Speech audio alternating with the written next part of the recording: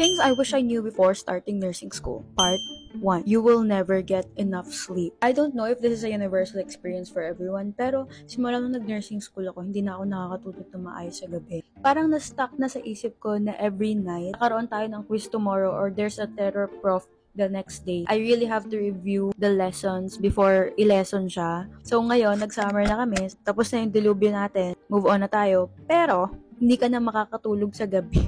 Feel ko kasi lagi parang may kulang. Dapat nag-aaral ako ngayon? Bakit parang chill lang ako? So, bakit parang mag-Netflix ako? Pero ba't wala ako iniisip na academic stress? So, yun yung problema ko ngayon. Ever since nag-summer kami, hindi na ako makatulog. Like 4 AM na bago ako makatulog. But everything changed nung may nag-recommend sa akin ng product nito. So, these are the iHemes Streamland Melatonin Gummies. It has 2 milligrams of melatonin. It also has Japanese cherries and valerian roots. Kaya ang sarap niya.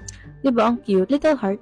So, madali lang siya i-take 30 minutes before sleeping. You just open this up. Kahit pa ako ng movie, perfect natin siya. You can take like 1 to 2 gummies, pero max na yun, guys. Pag di kayo nakatulog dahil dito, gawin nyo lang ako. Kasi pag hindi siya gumana, hindi ko rin alam kung bakit di siya gagana sa inyo. Kasi gumagana naman siya sa akin, so ba't di gagana sa inyo?